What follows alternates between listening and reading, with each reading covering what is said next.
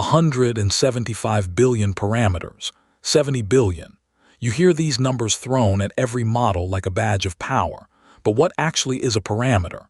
And here is a question that exposes how most people quietly misunderstand these machines. When you ask ChatGPT for a fact, where does it look it up? People picture a giant encyclopedia stored inside, the AI flipping to the right page and reading it back. There is no encyclopedia. There is no page. There is no looking up anywhere. So where does the knowledge actually live? The answer is those parameters. Let's finally open the box. Let's bring the whole journey together. Your word became a token, a numbered chunk. That token became a point in a vast space of meaning. And attention let that point soak up its context, so it knows whether bank means a river or money. Now that rich, context-aware point begins the real journey.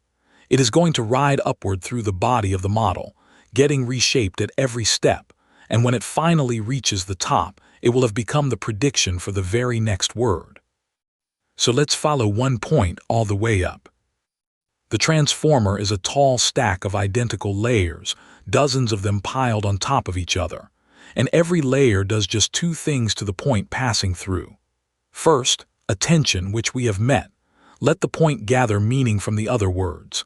Then, second, a step we have not met yet, and it is the workhorse. The point gets pushed through a big block of pure math that, all by itself, does most of the actual thinking. This is where the model recognizes that's a pattern. I know, this calls for that fact, this meaning should sharpen this way. Attention gathers, this block decides. Layer after layer, the point gets nudged a little further, starting out generic, becoming more and more specific until it has effectively become the answer. And here is what surprises people. This thinking block, not attention, is where most of the model's size actually lives, roughly 2/3 of it. So what is doing all this nudging? Numbers. Every one of those math blocks is underneath a giant grid of numbers. You take the point, multiply it through the grid, and out comes a new, transformed point. That is the entire operation, repeated thousands of times, and each individual number sitting in those grids is one parameter, one weight. So when someone says 175 billion parameters, here is what they literally mean. 175 billion individual numbers, arranged into tens of thousands of these grids, that together decide exactly how a point gets reshaped at every single step of its climb. GPT-3 stacked up around 28,000 of these grids. That is the machine. Grids of numbers, all the way up. Now here is the fact that demolishes the database myth, and it is worth burning in. While the model is running, while it is answering you, every single one of those billions of numbers is frozen solid, locked. They do not budge. The only thing that moves is your data, the point flowing up through the fixed grids. Say it like a mantra. The data moves, the weights do not. And that one fact corrects two big misunderstandings at once. 1. There is no text filed away inside to look up. The knowledge is baked into the values of the weights, smeared across billions of numbers, not stored on a page anywhere. 2. It does not learn from your conversation. The model that finishes your chat is bit for bit identical to the one that started it. It will not remember you tomorrow. Nothing inside changed. So if there is no encyclopedia inside, where is the knowledge? Picture it like this. Training took an enormous slice of the internet and crushed it down into these numbers, like a lossy compression, squeezing a library into a fraction of the space.